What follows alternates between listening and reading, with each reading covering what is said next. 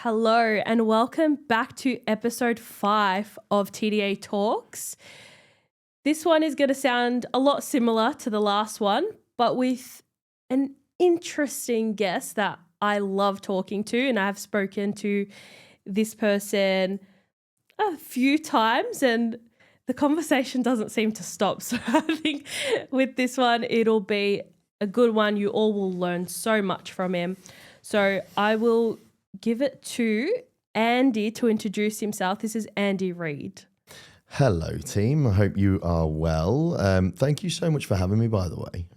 I get to come on a few little podcasts and have a yarn and whatnot, right? And I will say, she hasn't paid me to say this, gang. But this individual right here, I've honestly, I just have fun chatting to you, dude. Like, honestly, I do. But my name's Andy. My job is to make success feel more real in life, and I do that via a few different verticals. In a real estate sense, my one true passion, my addiction, you could say, my obsession is the craft of auctioneering. So I have an auctioneering firm in Melbourne. It's been going since 2017. I was a sales agent before that. Used to run hospitality venues before that, soccer stadiums and theme parks and things like that. So big scale stuff and high street stuff. And yeah, since I started the auctioneering business, I sort of drifted into more of a coaching role as well. I started and sold a marketing business in the middle of all that as well. Wrote a book somehow. I don't know how I managed to convince someone to give me a book deal, but they did. And I've got my own little podcast show going as well. So there's a few different ways, but my one thing that I do is make success feel more real. How do you get to the mindset of that? How do you make success real?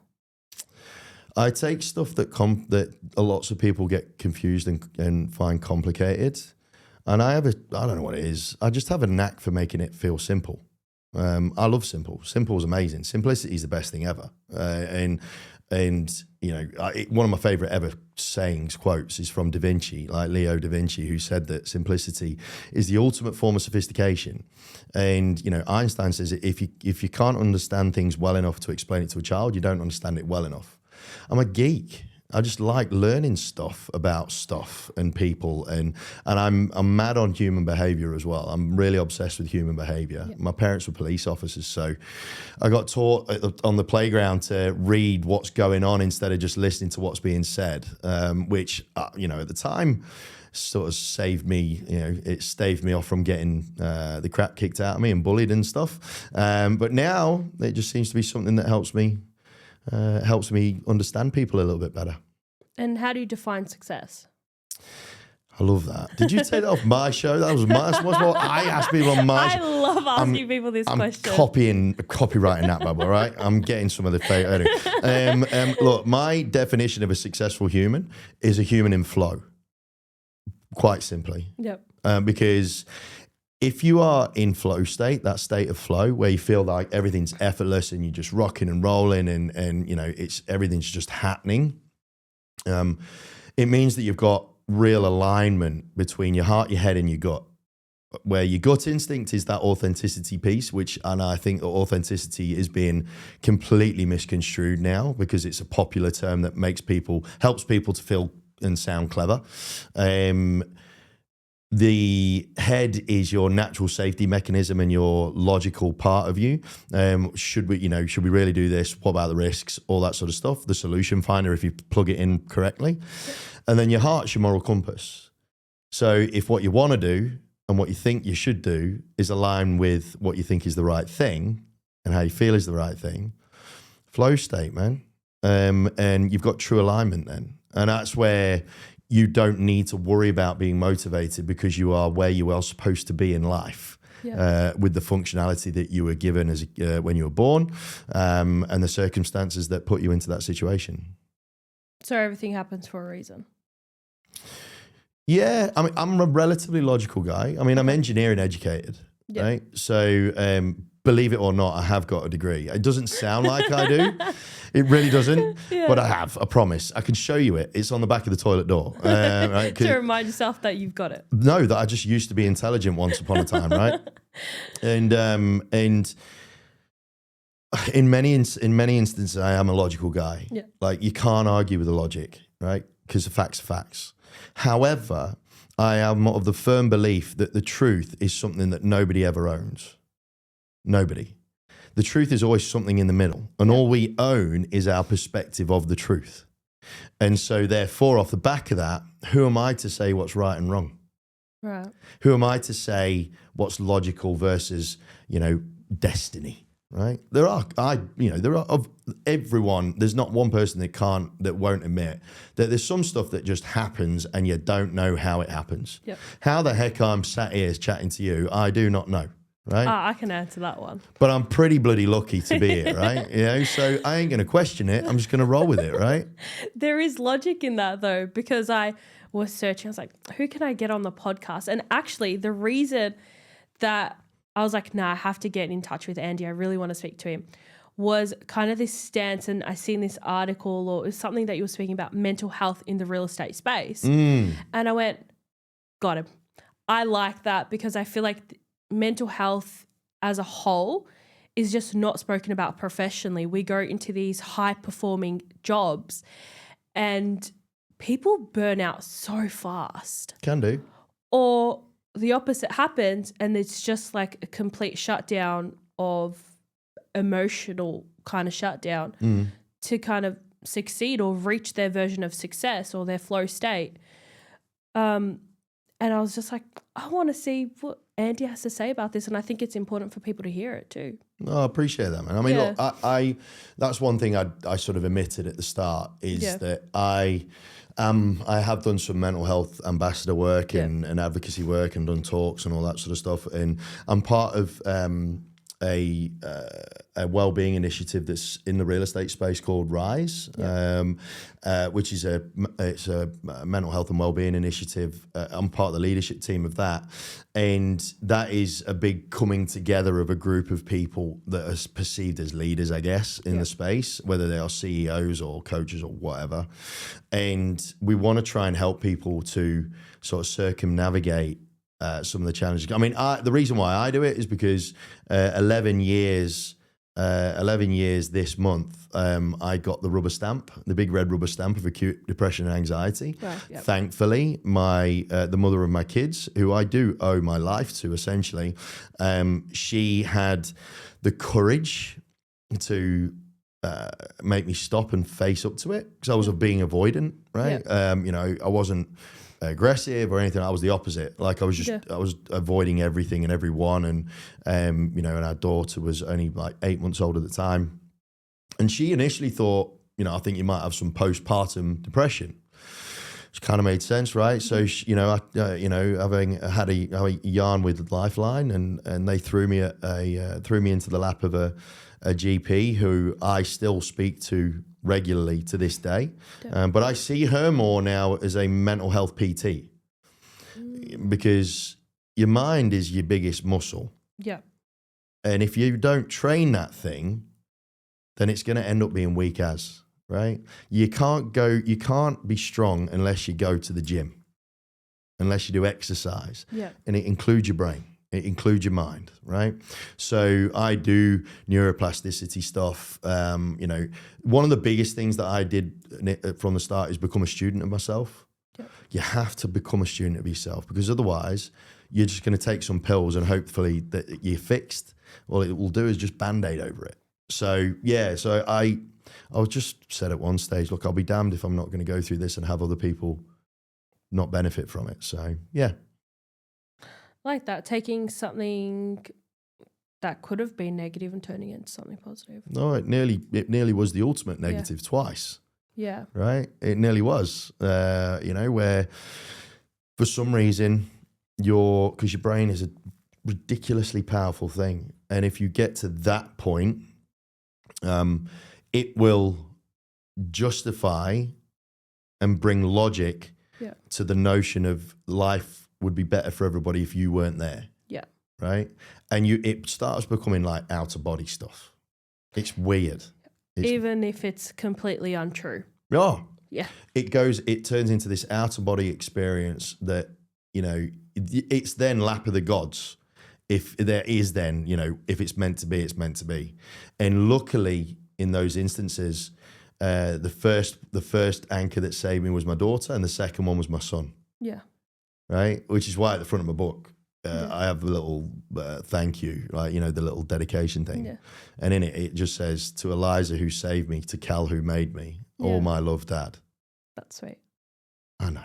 That's actually so cute. But it's true, man. I owe, you know, I if it weren't for them, I wouldn't be here. Yeah. So I'm a lucky boy, man. We're lucky to have you here. Yeah, well, you know, you might not be saying that in about 20 minutes time. But. Do you think working in high performance jobs have an effect on that? Of course it does. Yeah. Of course it does. Because in order to head into any sort of level of high performance, there's got to be a degree of pressure. Yeah. You can't be in high performance and not have pressure to perform. Mm-hmm. End of. And so, like a pressure cooker, the more pressure goes in, the more it sort of expands and it starts cracking and creaking and all that sort of stuff. And if you don't know how to release that pressure valve, it will pop and you'll be in a load of trouble, right? It's a bit like a car, right? You know, I'm not saying that I'm a finely tuned specimen by any stretch of the imagination. You know, I've done a lot of travel recently, so me and the gym have become estranged, shall we say? Yeah. But if you are in that sort of high performance type gig, then you are like one of those finely tuned vehicles that if you hit the red for too long, your engine, you're going to blow a gasket. You will go, right? It will fail. And so that in itself will bring the best and or the worst out of people, right? That's what pressure does. Yeah. It's like money. It either makes you, it makes you more of who you are. So if you are a really happy-go-lucky person, and because of that, you put yourself into a position of pressure, and you're happy-go-lucky, it means that you're cool being where you are, and therefore that pressure will make you perform better. Whereas if you're in a high-pressure situation and that situation is something that is not good, and you are miserable, or you're just not an overly optimistic person, then you're in trouble, man. Yeah. Because it will exacerbate whatever it is that you're feeling. That's what pressure does. It makes everything louder, bigger, more amplified. And so that's where, for example, the public speaking component, calling an auction, they say that in terms of what people fear, it goes death, then public speaking, right? Apparently. But for me, weirdly, and I don't really think about it at all. I don't think about it, which is why I love it so much. The craft of auctioneering, that again, was a major contributing factor to me being in existence, because it put me in a place where my brain couldn't get in the way. Yep. So that pressure alleviated the stress for me in the sense of I was in a place that I was comfortable and I was happy and I was content. Saw sunsets and sandy beaches in my head during an auction where everyone else was, panicking. Yeah. I'm happy as, and I love it, man. And part of that's down to the fact that I see myself as the least important person.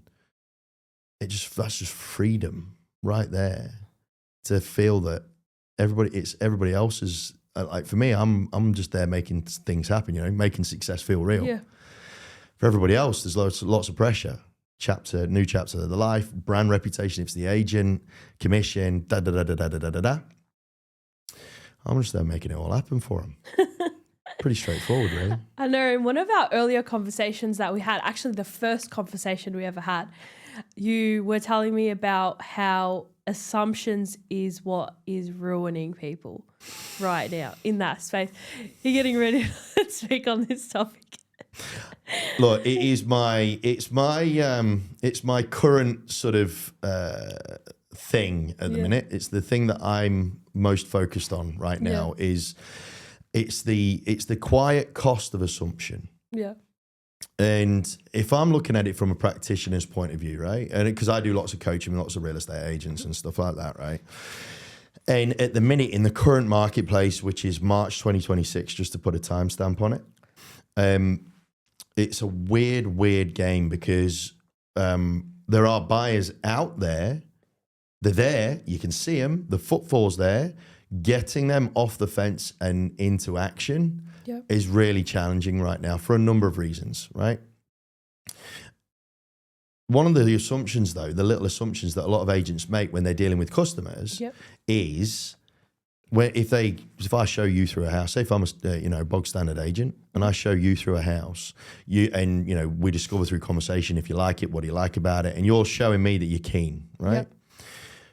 10 out of 10, 100 out of 100 agents, their next question will be, once they've done all the deductions that you are keen on it, is okay. Well, what offer do you want to put forward? Like, what sort of figure would you like to make? Would you like to put forward to the owner? Right? Yeah. There's an assumption that gets made there that leaves so much friction in the interaction between me and you, right? Yep. Which is, do you know how to make an offer? Me personally? Like play the game, right? Yeah. Do you know how to make an offer? Not necessarily. Well, I'll tell you what, just to make you feel comfortable about the process, it's a big decision for you, right? Yeah. So to make you feel a bit comfortable, how about I quickly walk you through the process so that you know what's coming? How's that sound? Love it. Now, if you pay attention to your physiology right now, did I instantly make you feel more calm? Yeah. At first, I felt panic because I was like, do I have to make something up right now? Mm. And then... Irrespective. Yeah. I'm not even buying a house. And then to the end, you walk through it. And I was like, cool, let's do it. See what I mean? Yeah. Ease. Straight ease. Can you imagine that being exacerbated for someone that's actually buying a house? Yeah. And even if they've a serial investor, right? So for people that are listening to this show, chances are a lot of you are investors, right? Yeah. And I bet you that you are all nodding your heads in the car right now. Irrespective of how many offers you've made on properties and how many deals you've done, how many properties you've bought and sold or whatever, if it is the first time that they are interacting with that agent, then even though the legislation's designed to be the same, the legal mechanics of an offer are designed to be the same, the human that's operating that offer process, even just a tiny bit, if not massive amounts, will be different. Even in the way that they articulate the process will be different. And just via my accent, simple stuff. My accent, the fact that I'm tall, right? The fact that, when I was a real estate agent myself, I used to be god awful at door knocking because of the fact that I'm tall, white, and wore a suit. Everyone thought I was a police officer. In Cranbourne, right? Do you reckon that's a good move, right? You know what I mean? No one wanted to talk because they thought I was a police officer. Yeah. Whereas when I was on the phone, everyone recognised my accent. So I became familiar then, which made it easier. See what I mean? Yeah. So every agent makes that mistake. I used to make that mistake. Yeah. It's that little assumption that leaves friction in the interaction that gets compounded as you get to the pointy end. And I'm very much of the belief that you're better off having a hard conversation now for an easier life later, as opposed to an easy conversation now for a pain in the backside conversation down the track. 100%. And not only that, because I made you feel calm, chances are you're more likely to actually give me more money at the end as well. Yeah. You know what I mean? Not me personally, but yeah, I can see how that would work. But that's where, that's just one tiny, tiny little assumption. Yeah. You extrapolate that out over all the various processes and conversations you have with all your consumers, irrespective of industry. Yeah. Don't realise how much money you're costing yourself. Do you think real estate agents have lost jobs over it? Oh, every day of the week and twice on a Sunday. Well. Let alone hair. Right, of stress because they're panicking and worrying about whether this buyer's going to make the right offer or whether that owner's going to list the property with them or all those sorts of things, right? Yeah. They focus way too much on the deal to worry about the human. And as is the case in most service industries, if not all, I would suggest, we spend way too much of our time trying to make the humans adapt to our process as opposed to having our process adapt to the human. And because we are in a world of information now, it's not just because the misconception about Gen AI, right, is the fact that everybody knows everything. And it's a big crock. Yeah. Because just because you have more information doesn't mean you understand it any better. And yet, another assumption is that our customers know everything. Yeah. Right? And they don't.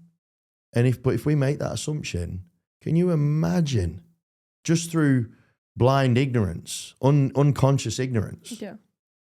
How much opportunity, money, reputation, comfort, the transaction's our job. Yeah. The customer experience is our value. And yet lots and lots of service industries are panicking about, commissions dropping or fees dropping because of the fact that, and they're all blaming it on Gen AI. No. Yeah. The value gap is shrinking. That's a good thing though. It makes it actually more concentrated. So because it's harder to get into that value gap, but if you can, the level of value that they see in you is exponentially higher. Yeah. Which is really, really cool. I see it purely as an opportunity for services to actually increase your fees, because it is harder to prove your value. All you need to do is put in more effort. But if you can prove your value in today's world, not only have a client for life, they'll pay more. Yeah. This is the thing. We've got to flip this script on all this carry on, because at the minute and through time, all we've been doing is trying to sell through fear-based strategies to make people do stuff. Insurance people, insurance salesmen, all they're doing is banging on. Oh, well, if you die, might get hit by a bus tomorrow. Are you insured? Yeah. Right? There's not much fear it's not much fear in a day-to-day world these days. Yeah. The fear is like macro. Like from a day-to-day basis, everybody goes, I don't know about, but I can always just go and chat GPT it. Yeah. Now, the misunderstanding that chat GPT is going to be correct all the time, that's interesting. Yeah. And, I had a friend, someone that came on my podcast who was an AI expert, genuine AI expert, not one of these pretend ones, because everybody is these days. She has governments call her. Wow. So she knows this. She knows this stuff. I mean, okay. swore then. Right. Or bleep her. No. Knows this stuff. Kendra Vance, wonderful human being. And she said, Andy, do you know that there's a difference between a BS artist and a liar? I went, what's that? Yeah. She goes, well, a BS artist is someone that gives you information not knowing whether it's right or wrong. And a liar gives you information knowing it's wrong. And all ChatGPT is a really fancy technical BS artist. Yeah. Gives you information, doesn't filter if it's right or wrong though. Well, now it has sources. It at least provides you with where it's got its information from. But then it's still on you to go into that source and figure out whether they're legit or not. Yeah. You know what I mean? And most people don't. No. That's her big fear about the world at the minute, is the I love this word, the oracular nature of society. The way that they are just taking everything that comes up on ChatGPT as gospel. Kind of like how Facebook is for the older generation. Don't you be ageist, you. Stop you looking at my grey hair. I'm not impressed. I'm not impressed. But yes, you're right. Do you believe everything you see on Facebook? Or for the younger generation, TikTok. Yeah, I'll take that one. Yeah. I'll take that We one. need to stop like canning these generations, right? The bizarre thing is, the hilarious thing is, because I did a load of intergenerational studies before I wrote the book. The hilarious thing is, if boomers and Xers stop whinging and moaning about bottom half millennials, because you can split millennials into two sections, and alphas and betas, they would realise, and it's the same with alphas and betas, right? Yeah. So, you types, right, would be, would actually shut up for a second and realise that the experience of the older generation plus the scale and capability and speed of the younger generation is actually a perfect fit. I'm going to agree with you on that one. It's a perfect fit. Yeah. And because you lot are too busy being egotistical and ignorant and claiming that the other generations are a pack of arseholes, right? Me in the middle, so it's good. Can you stay like that, please? Because it means I'm still wanted. It's still useful. Yeah, exactly. It's if any of you's cotton on that, I'm banging trouble. Yeah. Oh, that's great. I've taken you way off track, haven't I? Anyway. Yeah, let's move it back to investors. So, investors. No, because you made an interesting comment earlier, and I was like, I want to actually speak about this on the podcast, was that Sydney investors are taking over the Melbourne market. Parts of it. Parts of the Melbourne market. Do you want to go into that a little bit? Really interesting observation that I made while being at the coalface. So this is the cool thing, a cool position that I'm in, right? Because I'm not like looking at it from the terraces. Yeah. I'm on the front line every weekend. You know, last year I called just over 400 auctions or something, right? Yeah. Like I'm calling auctions all over town. Various different levels, various different price points, all the bit. Yeah. One thing I started recognizing is that the auctions that I have had that have had the most common volume of interstate investors either attending and or either online or in person and bidding was way higher in certain pockets. When I took half a step back, what I realized was that they are investing in pockets that are statistically really, really attractive, but aren't getting touched by Melburnians because of a stigma that they have around that particular pocket, right? Yep. It's the reputation of certain suburbs that Melburnians know about, that interstaters don't have a clue about. Yeah. And yet, numerically speaking, they are the best pockets to invest in, right? From a metro perspective. Yeah. So take, for example, one of the most common areas where I get interstate investors playing on this one is your sort of northwesty sort of Sydenham, Delahaye, St Albans, Sunshine, that neck of the woods, right? Our Westies. That neck of the woods, like that top section of the West. Now, you look at it statistically, right?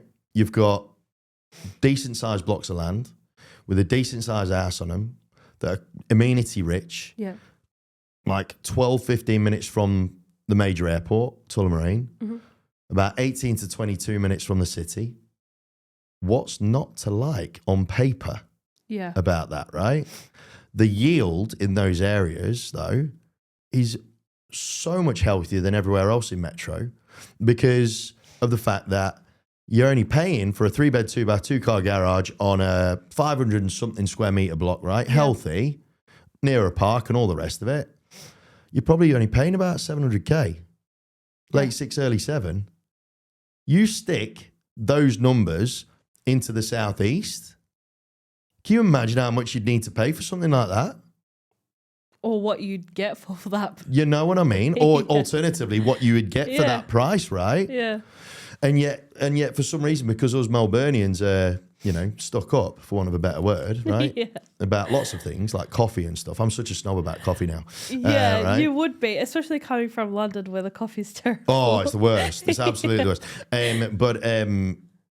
But statistically speaking, they are ripper suburbs. Yeah. I'll always get advocates and online bidders at those auctions without fail. Is Melbourne investing anywhere else, or we're just...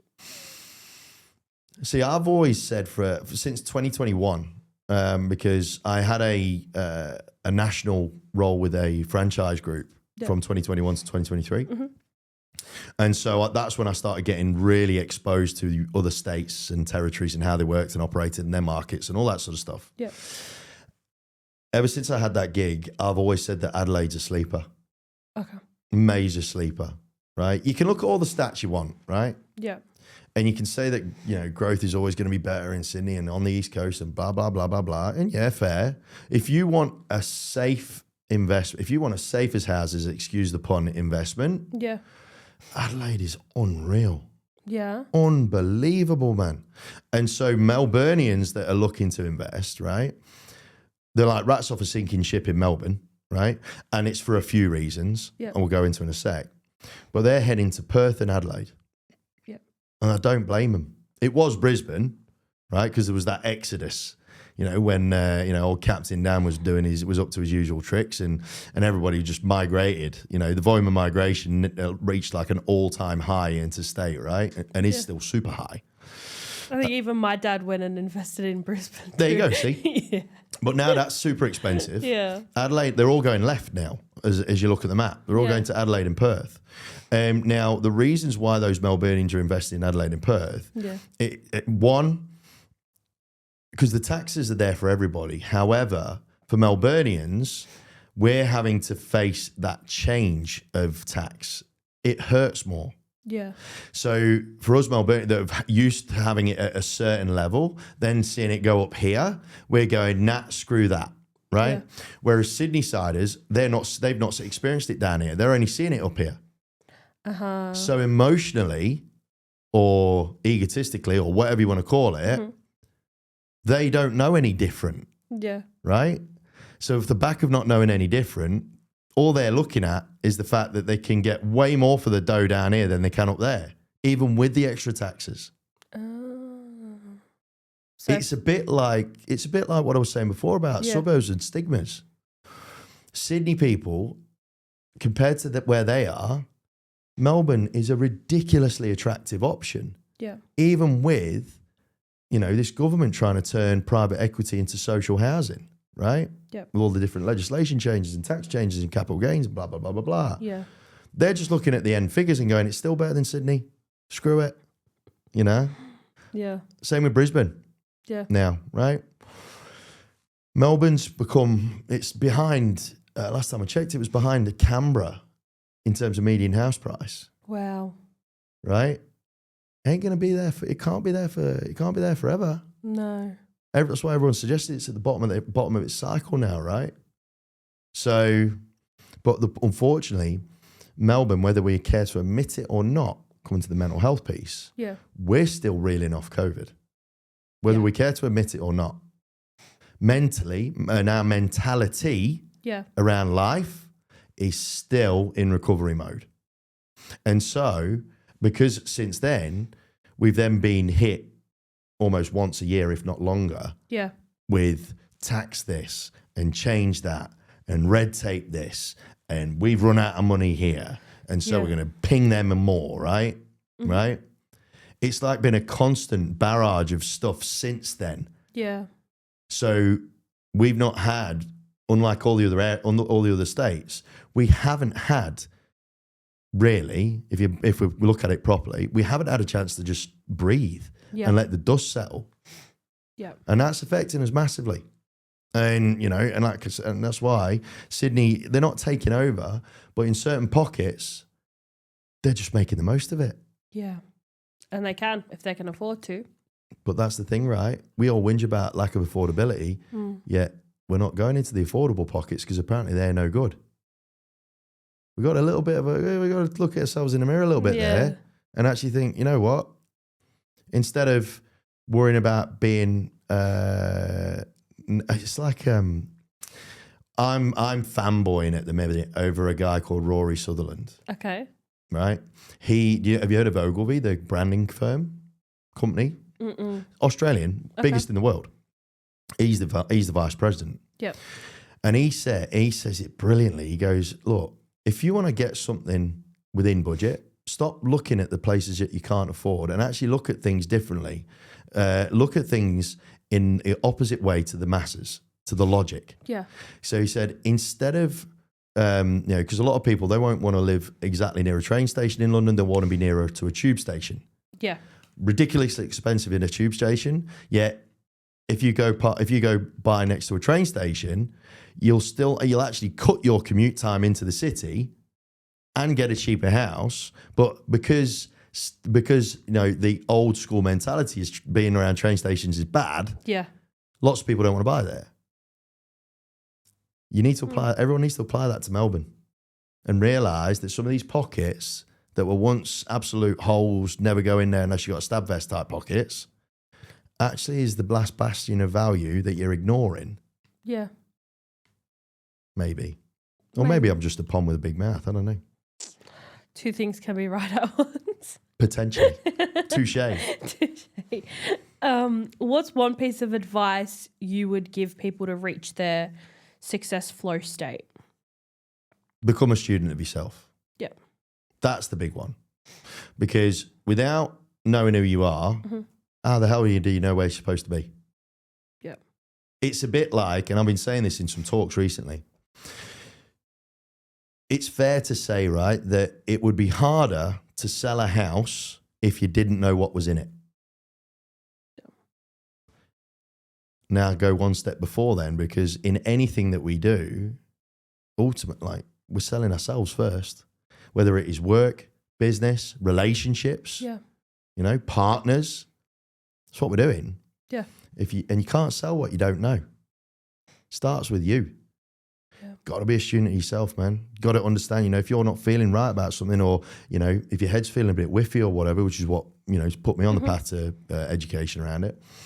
You understand about the various different neurochemicals that contribute towards your well-being, happiness, all that sort of stuff, right? 100%. For example, like serotonin for me is a massive. We've deduced over time. I just have a natural problem when it comes to production of serotonin. Yeah. And serotonin is basically like the lubrication that helps you get messages from one part of your brain to another. Alcohol blocks the production of serotonin anyway, which is why you always wake up with a cloudy head. Because your brain's operating slower as a result of not having as much serotonin in the system. Wow. So the more you know about yourself, easier it is to find where you're supposed to be. This is where I'll plug depreciation, because the more you know about what's inside of the house, the more you can claim on that too. It's a perfect example. Yeah. Right? You can't claim all the depreciation if you don't know everything that's in it. Yeah. It's a perfect analogy. Yeah. Yeah, a perfect little analogy. That's it. And we are hitting 38 minutes, so we'll go into our last segment, which is TDA Confessionals. Do you want, look, we could probably do like 5 episodes on this bad boy, right? Do you want a personal or a business one? I'll let you pick. Let's do a business one. Let's keep it all right. Business topic. I'll take you to my very first auction, right? Okay. 4 Sharp Street, Cranbourne. I'll never forget it, right? Yeah. A salubrious location, right? Weatherboard house, and the back was missing. Literally, the back wall of the house was missing. It only had 3 sides to it, right? Yeah. And it was illuminated by the Cranbourne train depot. Mm-hmm. So you didn't have dark, you had orange, right? Okay. I'd say it was royal stuff, right? Yeah. And it actually had a massive crowd. It was a deceased estate, land value only. First ever auction that I got through into on 2 weeks' notice. Yeah. It's actually on VHS. Yeah. Right. And my former father-in-law, bless him, he's no longer with us, and I owe a lot to him because he's the one that got me into auctioneering in the first place. He was my penciler, right? Yeah. And you see it on VHS, the moment where I forget where we're at in the bid. Yeah. I accidentally, bearing in mind it's only like 190 something grand at that point. Yeah. I accidentally add 100 grand onto a bid. I get panic from the crowd. I then go to turn to see where the bid's at. At the very same time, Mal, the guy penciling, he ran out of paper and walks inside as I'm turning because he needs to go get more paper apparently. Yeah. And then you see me do the dopiest 360-degree loop. And I just stare at the crowd going, yep. It was honestly, it was a little train wreck in a process, right? And I'm like, yep, anybody want to tell where we're at? And first ever auction, you'd have thought that would have put me off for life because it was like deer in the headlights. Fell in love with it. Absolutely fell in love with it. At the time, couldn't have looked more dopey if I tried. So there you go, there's one. There's one. And I love that. That one's a cute one. All right. Thank you, Andy, for coming in, having a chat to me. I feel like we could have probably spoken for a few more hours, but we won't.